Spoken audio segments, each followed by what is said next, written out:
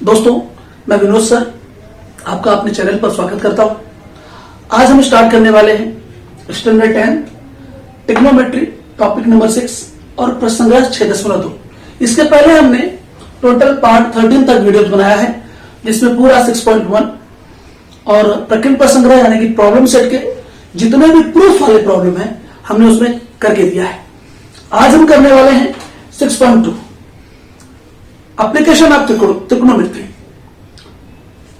जो त्रिकोणमिति पर जो अवनत कोण और उन्नत कोणों पर आधारित प्रश्न हैं, हम उनको आज देखने वाले हैं। तो पहले हम सीखेंगे कि अवनत कोण क्या होता है और उन्नत कोण क्या होता है। ध्यान दीजिए, सबसे पहले उन्नत कोण, हम इसे कहते हैं उन्नत कोणों को angle of elevation, angle of elevation. ध्यान दीजिए, मैं इसे बहुत सिंपली बताऊंगा। जैसे देखिए, जब हम नीचे से किसी ऊपर की वस्तु को देखते हैं तो जो कोण बनता है वो उन्नत कोण होता है। जैसे देखिए, ये क्षैतिज समांतर रेखा है, इसे हम दृष्टि रेखा भी कहते हैं। तो जैसे मान लिया जाए ए बी यह दृष्टि रेखा है या क्षैतिज समांतर रेखा है, और हम नीचे से ऊपर की ओर किसी वस्तु को देख रहे हैं, स्थान सी पर स्थित किसी वस्तु को देख रहे हैं। तो नीचे से ऊपर हम देख रहे हैं, तो नीचे से ऊपर की ओर देखने पर जो कोण बनेगा, जो कोण BAC होगा, ये क्या होगा? उन्नत कोण होगा।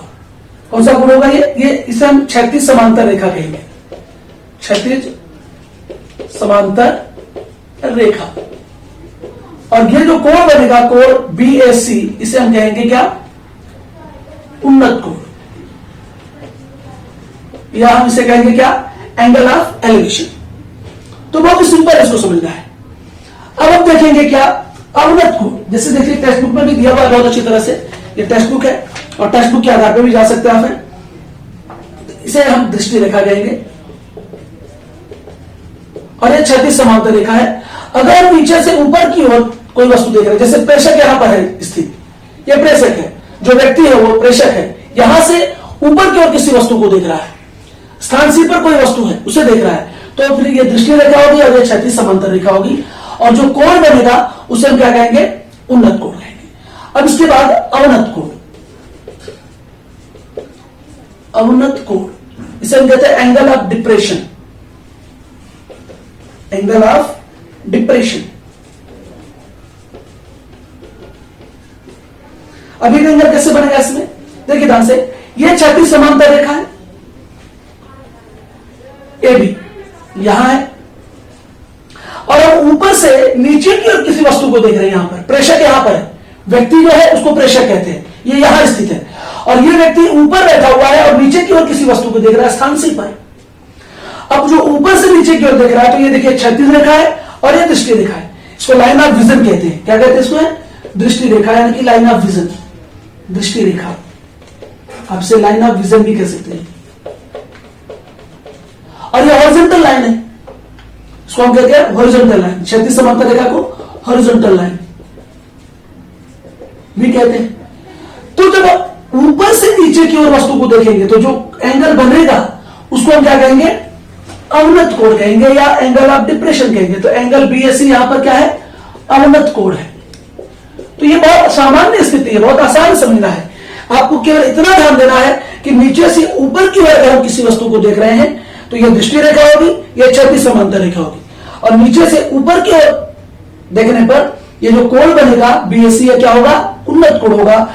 लेकिन अगर हम अवनत कोण के केस में ऊपर अगर से नीचे की ओर हम किसी वस्तु को देख रहे हैं, यह हॉरिजॉन्टल लाइन है, क्षैतिज समांतर रेखा है, यह लाइन ऑफ विजन है, दृष्टि रेखा है, तो ऊपर से नीचे की ओर किसी वस्तु को देखने पर अवनत कोण बनता है।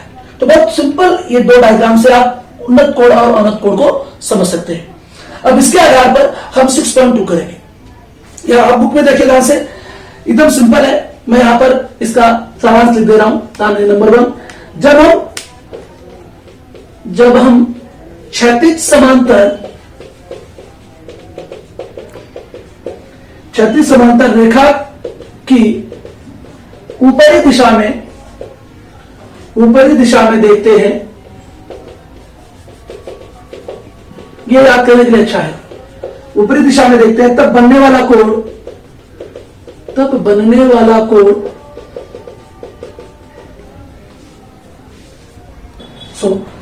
जब हम क्षैतिज समांतर रेखा की ऊपरी दिशा में देखते हैं तब बनने वाला कोण उन्नत कोण होता है। उन्नत कोण होता है।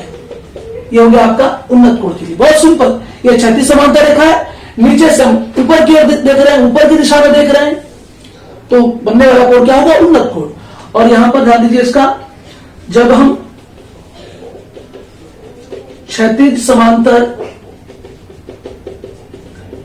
रेखा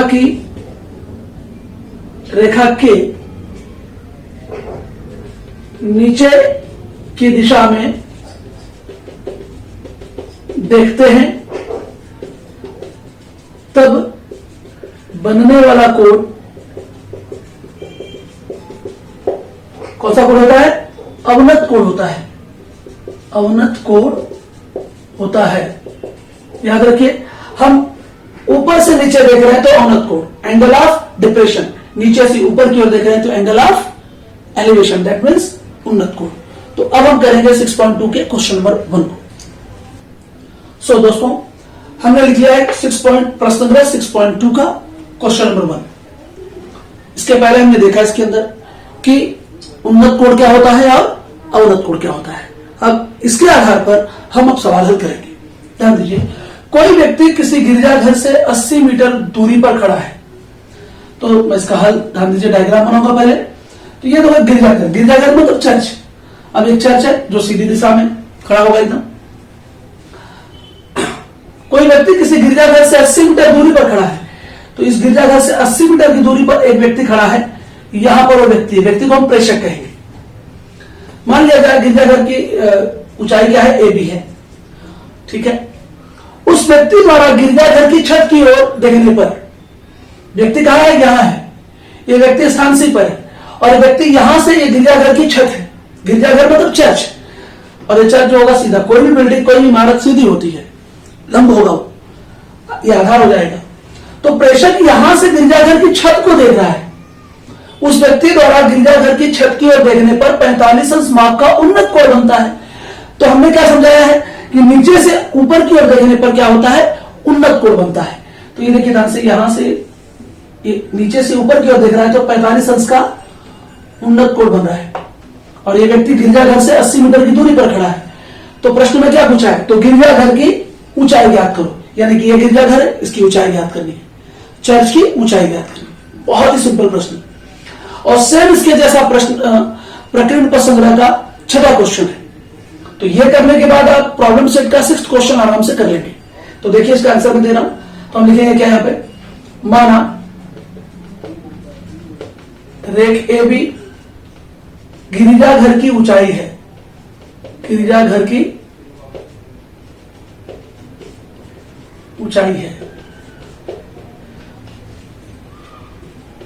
late AB is the height of church. ठीक है। इसके बाद स्थान C पर व्यक्ति अर्थात प्रेषक है। प्रेषक है। हम कहेंगे क्या यहां पर? स्थान C पर स्थित छत को देखने पर, स्थान A पर स्थित छत को देखने पर कौन सा कोण बन रहा है? कोण ACB 45 अंश का उन्नत कोण बन रहा है। कोण ACB बराबर 45 अंश का उन्नत कोण बनता है। उन्नत कोण बनता है। Angle of elevation. उन्नत कोण को क्या कहते हैं इंग्लिश में? एंगल ऑफ एलिवेशन बन रहा है। ठीक है भाई। हमें क्या याद करना है यहां पर है? BC बराबर आपको दिया है 80 मीटर और आपको गिरजाघर की ऊंचाई यानी कि AB ज्ञात करना है। तो करेंगे क्या हम यहां पर? समकोण त्रिभुज बनेगा ABC। तो हम लिखेंगे समकोण त्रिभुज ABC में, समकोण त्रिभुज ABC में in right angle triangle ABC क्या हो जाएगा? ये कोण है। ध्यान दीजिए, हमें AB ज्ञात करना, हम इसे x मीटर मान लेते हैं। इस कोण के लिए ये समभुज भुजा है और ये संलग्न भुजा है। इस एंगल के लिए ये अपोजिट साइड है और ये एडजेसेंट साइड है। तो मुझे बताइए किस त्रिकोणमितीय अनुपात के लिए सम्मुख भुजा बटे संलग्न भुजा आता है। सम्मुख भुजा और संलग्न भुजा का रिलेशन टेन थीटा और कॉट थीटा के लिए केवल है, तो हम टेन थीटा का इस्तेमाल कर लेते हैं। ये थीटा, थीटा मतलब कोण का माप, तो यहां पे टेन थीटा बराबर सम्मुख भुजा बटे संलग्न भुजा, तो हम लिखेंगे यहां पर 1045 अंश, थीटा को 45 अंश करें बराबर सम्मुख भुजा ए बी अपॉन संलग्न भुजा BC, opposite side upon adjacent side हो गया। अब 1045 अंश का मान कहां से मिलेगा? त्रिकोणमितीय सारणी से मिलेगा। 9th में भी आपने किया है। 1045 अंश का मान होता है 1, तो यहां पे आएगा 1 is equal to A B कितना है? x है। बीसी कितना है? 80 है। 80 का 1 से मल्टीप्लाई करोगे तो 80 आएगा is equal to x, therefore x equal 80 metre. यानी कि आंसर हो गया क्या हमारा? गिरजाघर की ऊंचाई 80 मीटर है। तो मैं यहां पे आंसर लिख दे रहा हूं क्या, इसलिए गिरजाघर की ऊंचाई, गिरजाघर की ऊंचाई कितनी है? 80 मीटर है, या होगी या है, बस सिंपल क्वेश्चन। अब इसी के आधार पर मैं आपको बताना चाहूंगा, ये देखिए आपकी महाराष्ट्र स्टेट बोर्ड की टेक्स्ट बुक है, पेज नंबर 139 प्रॉब्लम सेट, प्रकरण पर संग्रह का 6वां क्वेश्चन सेम ऐसा ही मैं रीड कर रहा हूं। देखिए एक लड़का किसी इमारत से 48 मीटर दूरी पर खड़ा है, ये इमारत है, ये 48 मीटर की दूरी पर यहां पर लड़का खड़ा हुआ, तो इसे 48 कर लीजिएगा 48। उस इमारत के ऊपरी सिरे की ओर देखते समय यहां से लड़का इमारत के ऊपरी सिरे को देख रहा है, तब 30 अंश में आपका उन्नत कोण बनता है। 45 अंश की जगह 30 अंश आ जाएगा, तो इमारत की ऊंचाई याद करो। बिल्कुल सेम टू सेम क्वेश्चन, यहां पे 30 अंश आ जाएगा, यहां पे 48 आ जाएगा। 1030 अंश बराबर हो जाएगा वही सम्मुख भुजा बटे संलग्न भुजा, opposite side upon adjacent side. 1030 का मान रखोगे आप सामने से, सॉल्व करोगे, एक्स की वैल्यू मिलेगी, तो आपको क्या मिल जाएगा आंसर? इमारत की ऊंचाई। तो सेम डुप्लीकेट क्वेश्चन है 6th क्वेश्चन। तो मैं यहां पे कह रहा हूं कि आपको क्या करना है, question number 6 page number 139 problem set का ये क्वेश्चन इसके जैसा करना है सेम। अब मैं कहूंगा नेक्स्ट क्वेश्चन का। सो दोस्तों अब हम कर रहे हैं 6.2 का सेकेंड क्वेश्चन। ये भी क्वेश्चन बहुत इंटरेस्टिंग क्वेश्चन है, सिंपल क्वेश्चन है। दीप स्तंभ से किसी जहाज की ओर देखने पर, दीप स्तंभ मतलब लाइट हाउस, देखिए लाइट हाउस है, दीप स्तंभ है, सीधा होगा ये। किसी जहाज को देखते समय, अब दीप स्तंभ से यानी कि ऊपर बैठे हमें, यहां पर प्रेशर यहां पर होगा, व्यक्ति कोई बैठा होगा यहां पर होगा, और यहां पर मान लीजिए कोई जहाज है, इस जहाज को देखा जा रहा है, देखते समय 60 अंश का अवनत कोण बनता है। तो यह देखिए सीधी एक दृष्टि रेखा हो जाएगी, समांतर क्षैतिज समांतर रेखा हो जाएगी, हॉरिजॉन्टल लाइन हो जाएगी ये, और ये दृष्टि रेखा हो जाएगी, लाइन ऑफ विजन। यहां से ये दीप स्तंभ है, लाइट हाउस है, यहां पर ऊंचाई पर बैठा एक व्यक्ति यहां से इस जहाज को देख रहा है, तो ये क्षैतिज समांतर रेखा और यहां से देखने वाली है दृष्टि रेखा। तब कौन सा कोण बनता है? 60 अंश माप का अवनत कोण बनता है। हमने समझाया आपको इस वीडियो में कि जब ऊपर से नीचे की ओर किसी वस्तु को देखा जाएगा तो अवनत कोण बनता है, और नीचे से ऊपर की ओर किसी वस्तु को देखा जाएगा तो उन्नत कोण बनता है। तो ये एंगल ऑफ डिप्रेशन है, अवनत कोण है। तो ध्यान दीजिए, यदि दीप स्तंभ की ऊंचाई 90 मीटर हो, दीप स्तंभ की ऊंचाई 90 मीटर है, तो वह जहाज दीप स्तंभ से कितनी दूरी पर होगा? लाइट हाउस से ये जहाज कितने डिस्टेंस पर है, हमें ये डिस्टेंस ज्ञात करना है। तो ये तो दीप स्तंभ है तो आधार पर लंब होगा एकदम, ये समकोण त्रिभुज बनेगा। तो चलिए हम लिखते हैं यहाँ पे ए बी क्या है? दीप स्तंभ की ऊंचाई है, लाइट हाउस की हाइट है, ये हॉरिजॉन्टल लाइन है, चलिए ये सी जो है यहाँ पर जहाज है, और ये समांतर रेखा है, हॉरिजॉन्टल लाइन है, क्षैतिज समांतर रेखा, और ये दृष्टि रेखा है। ऊपर से नीचे की ओर देखने पर अवनत कोण बन रहा है। अवनत कोण के समय ध्यान रखिएगा, ये दोनों रेखाएं समांतर हो जाती है, तो अगर ये कोण 60 अंश का है तो ये कोण भी 60 अंश का होगा, इसे हम कहते हैं एकांतर कोण, अल्टरनेट एंगल। तो ये 60 अंश का कोण है तो ये भी 60 अंश का कोण हो जाएगा। तो ये हमारा डायग्राम रेडी हो गया। अब डायग्राम के बारे में हम थोड़ा सा एक्सप्लेनेशन करेंगे, इसके बाद सवाल हल कर लेंगे बहुत आसानी से। हमें बीसी ज्ञात करना, हम इसे x मीटर मान लेते हैं। तो मान लिया जाए, माना रेख ए बी यह दीप स्तंभ की ऊंचाई है, दीप स्तंभ की क्या है? ऊंचाई है, हाइट ऑफ लाइट हाउस। ठीक है, इसके बाद स्थान सी पर जहाज स्थित है। जहाज की स्थिति है या स्थित है? स्थान से जहाज की स्थिति है, तो स्थान सी पर जहाज है। प्रेषक ए से देख रहा है, स्थान ए से देख रहा है। प्रेषक द्वारा या व्यक्ति द्वारा, प्रेषक द्वारा स्थान ए से जहाज को देखने पर कोण डीएसी बराबर 60 अंश का अवनत कोण बनता है। अवनत कोण बनता है, यानी कि एंगल ऑफ डिप्रेशन बनता है।